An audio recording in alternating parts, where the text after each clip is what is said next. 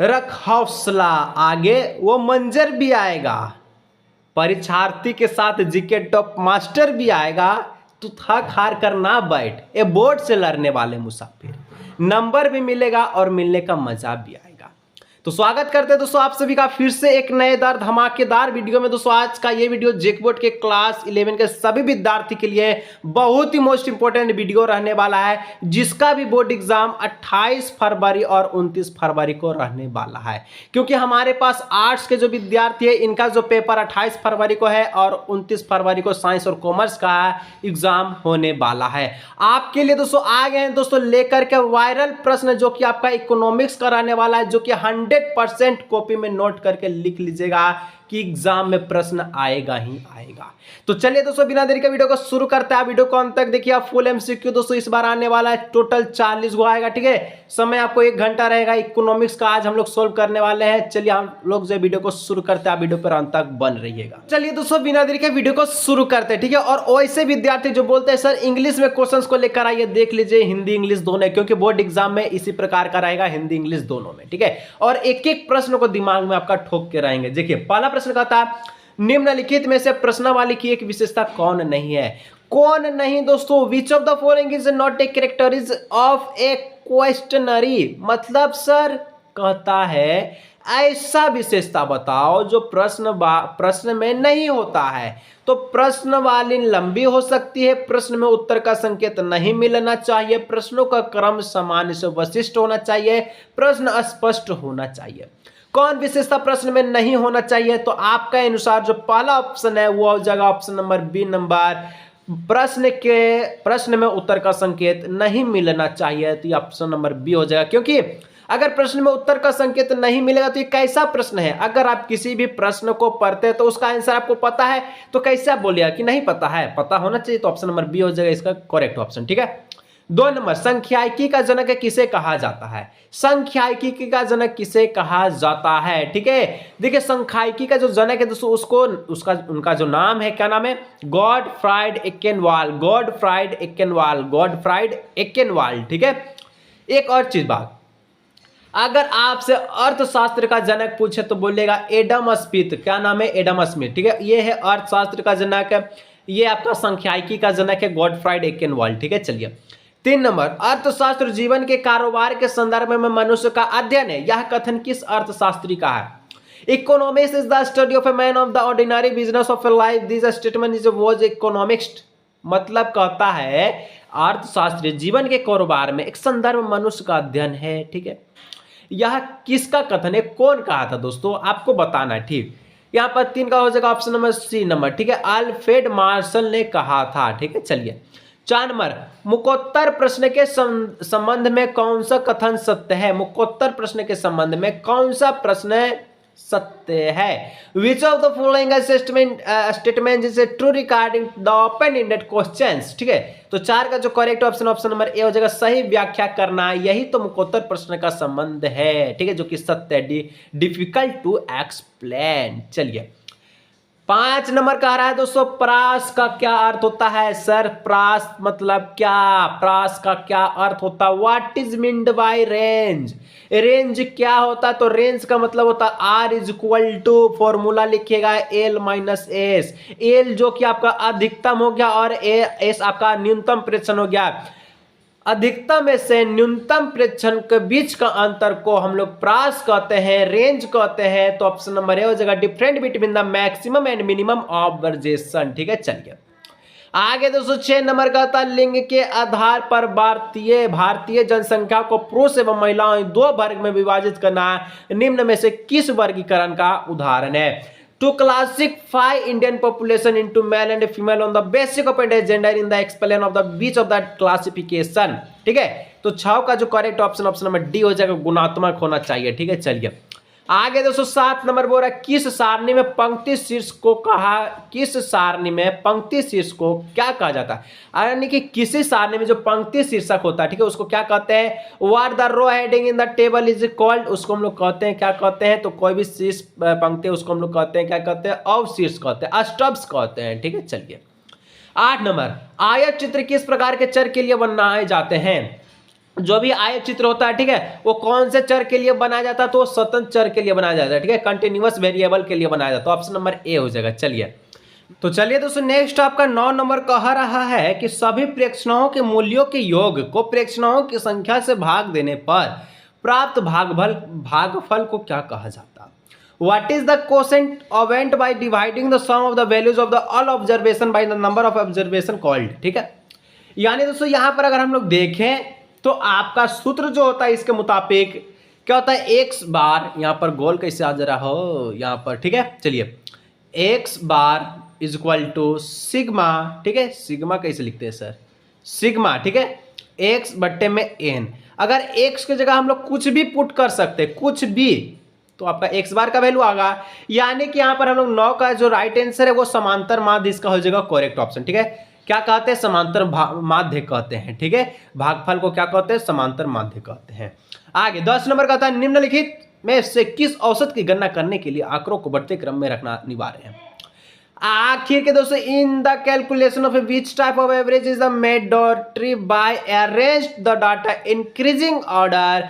कोई भी अगर चीज मान के चलिए यहां पर अगर आपको छोटा से बड़ा ले जाते हैं, ठीक है, छोटा संख्या से बड़ा संख्या ले जाता है तो किसके लिए आता है, तो माध्यिका के लिए। जब भी हम लोग माध्यिका निकालते हैं, मीडियन निकालते हैं, जैसे कि हम लोग 10 क्लास में पढ़ चुके हैं, ठीक है, तो हम लोग जो बढ़ते क्रम का प्रयोग जो माध्यिका के लिए करते हैं ऑप्शन नंबर बी हो जाएगा, ठीक है।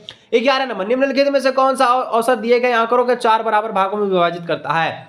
विच of the following average divide the given data into 4 equal parts, ठीक है, नाम से पता चल रहा है 4 को बोरा 4 बराबर भाग यानी कि चतुर्थ, ठीक है, चतुर्थ, ऑप्शन नंबर सी हो जाएगा। चलिए 12 नंबर दोस्तों कहता मानक विचलन के सापेक्ष माप को क्या कहा जाता है? मानक विचलन के सापेक्ष माप को क्या कहते हैं? What is the relative measure of the standard division called? तो मानक विचलन के सापेक्ष माप को दोस्तों हम लोग कहते हैं, क्या कहते हैं, तो इसको हम लोग कहते हैं पाराश गुणांक, विचलन गुणांक और विचलन गुणांक, तो दोनों कहते हैं ऑप्शन नंबर डी हो जाएगा, ठीक है, इनमें से सभी। 13 नंबर कहता है निम्नलिखित में से किस माप की गणना में प्रेक्षण के औसत से विचलन के निरपेक्ष मान को लिया जाता है? In the calculation of the which of the following measure the average absolute values of the deviation of observation by their average is taken.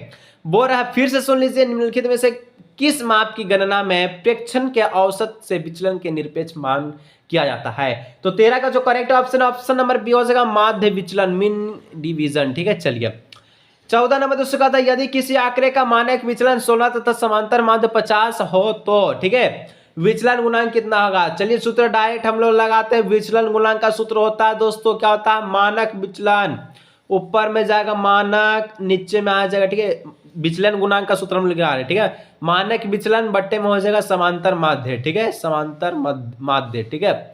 मानक कितना है दोस्तों? मानक हमारे पास गुणने में 100 होता है, ठीक है, क्या होता है, गुणने में 100, ठीक है, यहाँ पर इसको ध्यान रखिएगा, ठीक है। चलिए तो दोस्तों यहाँ पर हम लोग देखें मानक कितना है, मानक आपका मानक विचलन 16 है तो 16 दे दीजिए, माध्य कितना है 50 है, 50 को लिख दीजिए, और गुणने में 100 है 100 दे दीजिए, काट दीजिए, 50 दूना 100, 16 दूना का 32, ठीक है। तो यहाँ पर जो करेक्ट ऑप्शन होगा वो हो जाएगा 32, ऑप्शन नंबर डी इसका हो जाएगा करेक्ट ऑप्शन, ठीक है। चलिए आगे दोस्तों 15 नंबर का था सहसंबंध गुणांक को दो चर के बीच किस प्रकार के सहसंबंध का संज्ञानात्मक माप है? सहसंबंध गुणांक को दो चरों के बीच किस प्रकार के सहसंबंध का संज्ञानात्मक माप है, ठीक है।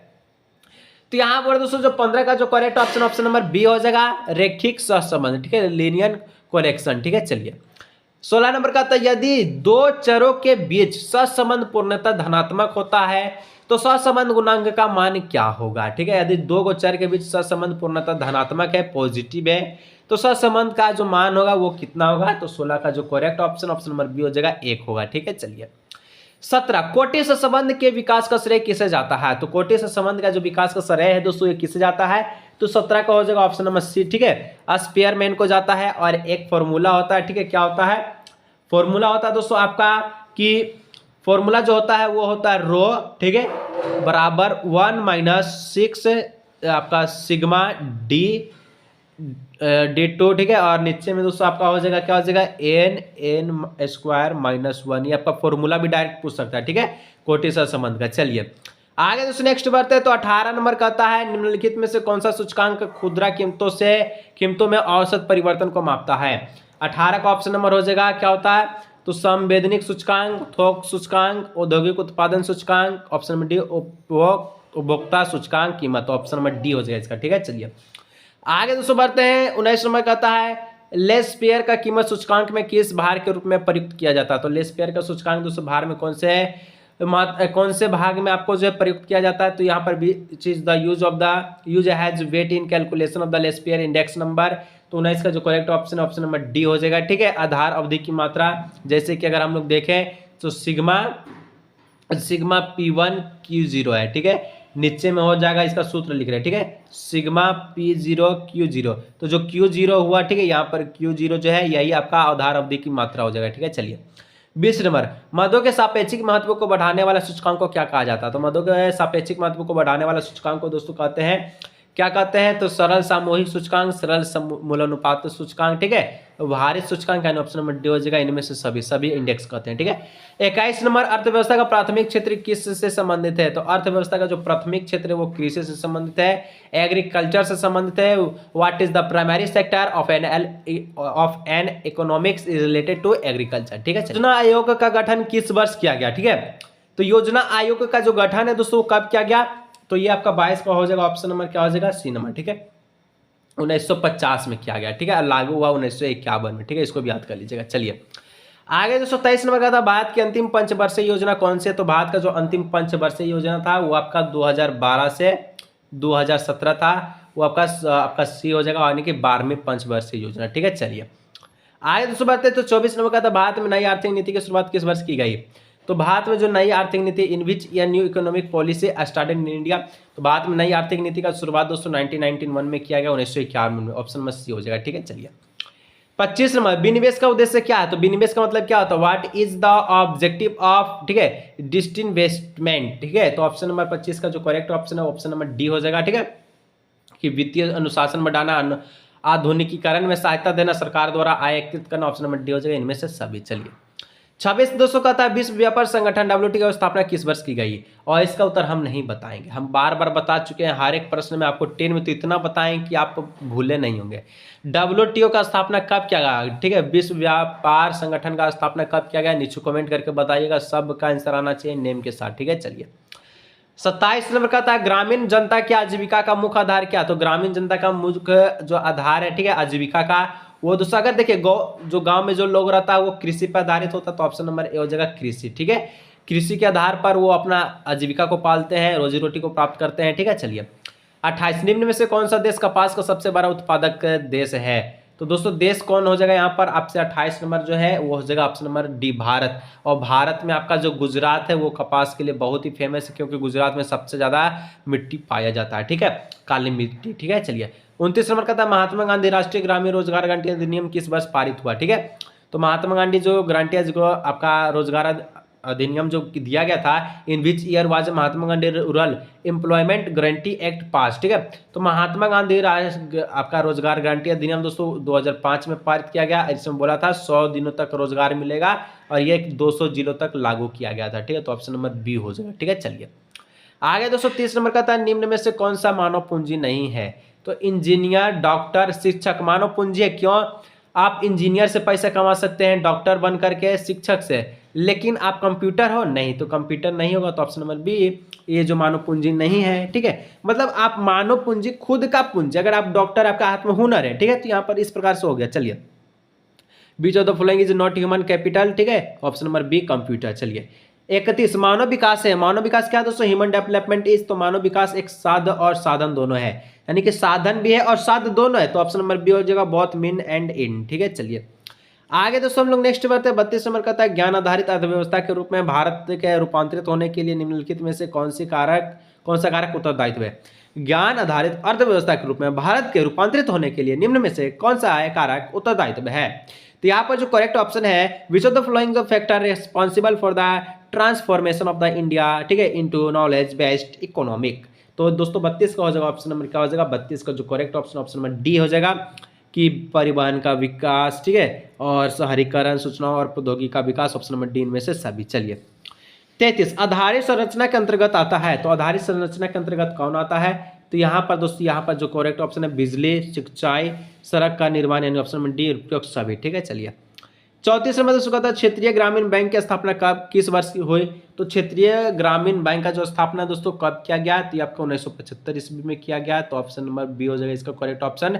इन which year was a regional rural bank establish, तो 1975। चलिए 35 ग्रामीण श्रम बल का अनुपात शहरी श्रम बल की तुलना में क्या है। तो ग्रामीण शहर श्रम बल का अनुपात शहरी श्रम बल की तुलना में दोस्तों अधिक है। ठीक है, ऑप्शन नंबर ए हो जाएगा। चलिए 36 नंबर दोस्तों कहता है ईंट निर्माण कार्य में कार्यरत व्यक्ति के रोजगार को डैश कहा जाता है।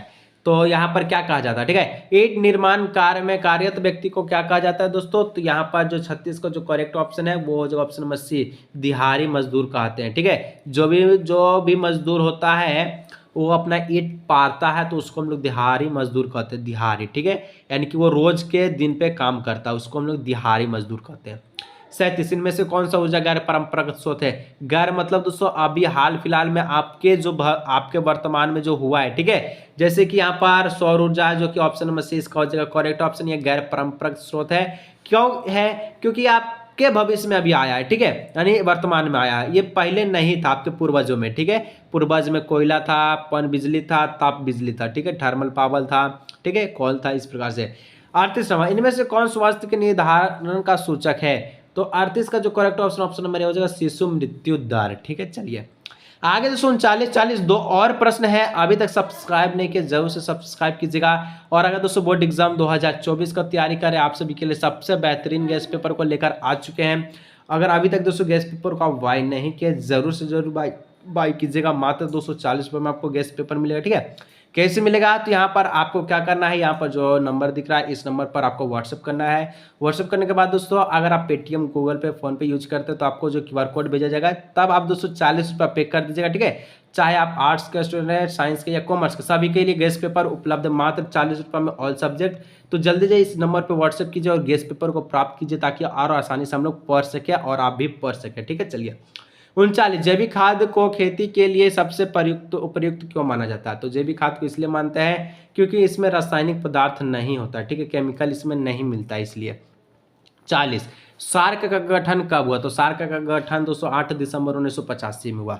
तो इस प्रकार दोस्तों आज के इस वीडियो में हमने इकोनॉमिक्स का 28 फरवरी 29 फरवरी के लिए बहुत इंपॉर्टेंट क्वेश्चन को सोल्व किया है। वीडियो चलाएगा लाइक सब्सक्राइब जरूर कीजिएगा, जल्दी जाए व्हाट्सअप कीजिए, गेस्ट पेपर को परचेज कीजिए। मिलते हैं नेक्स्ट वीडियो में।